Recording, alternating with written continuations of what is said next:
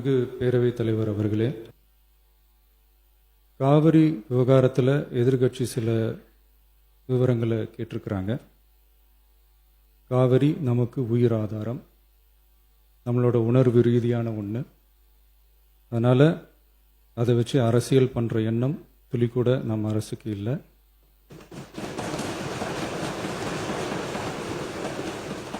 அதுக்கான அவசியமும் இல்லை. மேகதாது விவகாரத்தில் நாம் எல்லாரும் சேர்ந்து தான் தீர்மானம் போட்டோம். அதை நேர்முக கடிதமாக மாண்புமிகு பிரதமர் அவர்களுக்கும் அனுப்பி வச்சிருக்கிறோம். அதோடு நாம் அப்படியே இருந்துடல. ராஜ்யசபாவில் ஒன்றிய ஜல் சக்தி துறை இணை அமைச்சர் மேகதாது அணை பற்றி முழு விவரங்களை குறிப்பிடலைன்னு தெரிஞ்சதும் காவிரி நடுவர் மன்றத்தின் இறுதி தீர்ப்பு மற்றும் மாண்புமிகு சுப்ரீம் கோர்ட் தீர்ப்பு சம்பந்தமான விதிகள் மற்றும் பத்திகளை கோட் பண்ணி மேகதாது திட்டத்துக்கு எந்த விதமான சட்டபூர்வமான அனுமதியோ நிர்வாக அனுமதியோ வழங்கக்கூடாதுன்னு மாண்புமிகு பிரதமர் அவர்களுக்கு அடுத்த நாளே நேர்முக கடிதம் எழுதினோம். காவிரி நதிநீர் பங்கீட்லேயும் சரி, மேகதாது அணை கட்டுற முயற்சிகளை தடுக்கிறதுலையும் சரி, தமிழ்நாட்டோட உரிமையை நம்ம அரசு கொஞ்சம் கூட விட்டு தரவே தராது. அதுதான் நம்மளோட நிலைப்பாடும். அதே நேரத்தில் கர்நாடகாவில் சில அணைகள் கட்ட ஆரம்பித்ததை பற்றியும் இதே அவையில் 1969 ஒரு விவாதம் நடந்திருக்கு. அப்போது நீர்வளத்துறை அமைச்சராக இருந்தது யார்?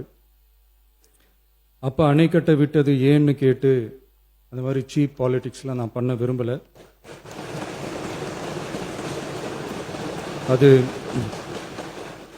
அது நம்ம நோக்கமும் இல்லை.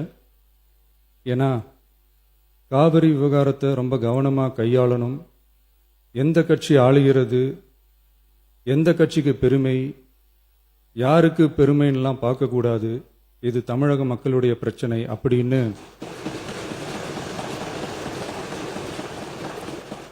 அப்ப இருந்த எதிர்கட்சி தலைவர் திரு திருமன் அவர்கள் சொன்னதை இந்த சபையில் சொல்ல விரும்புகிறேன். காவிரி பிரச்சனையில் சம்பந்தப்பட்ட 2 மாநிலங்களும் ஒன்றிய அரசும் உட்கார்ந்து முடிவெடுக்கணும்னு 1969 இந்த சபையில் பேசியிருக்கிறாங்க. அதுக்கப்புறம் நிலைமை வேறு மாதிரியெல்லாம் போயிடுச்சுன்னும் நம்ம எல்லாருக்குமே தெரிஞ்சது தான்.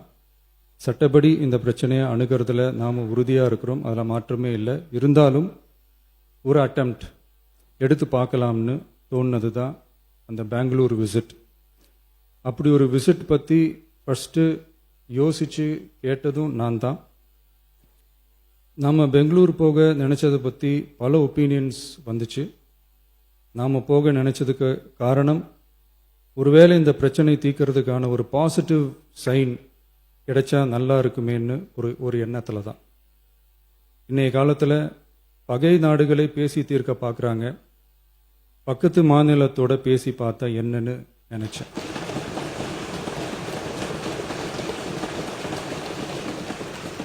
அதனால தான் அப்படி ஒரு அட்டெம்ப்ட் எடுக்க நான் ட்ரை பண்ணோம். ஒருவேளை அந்த அட்டெம்ப்டில் ஒரு அவமானம் நேர்ந்தால் என்ன செய்யன்னு சில பேர் கேட்டாங்க. அப்படி நடந்தால் தமிழ்நாட்டு மக்களுக்காக அதையும் தாங்க தயாராக தான் இருக்கேன்.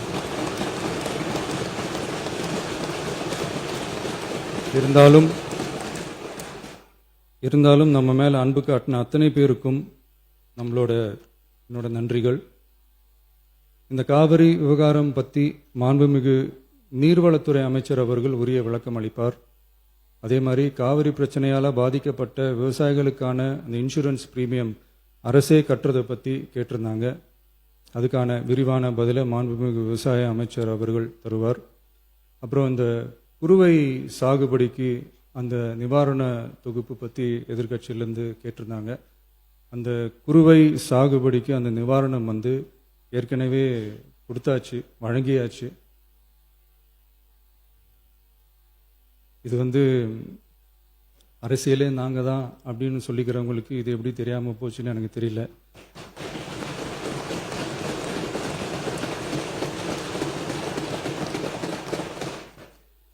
முன்ன பின்ன பேப்பர் படிச்சிருந்தா நாட்டில் என்ன நடக்குதுன்னு தெரிஞ்சிருக்கும்.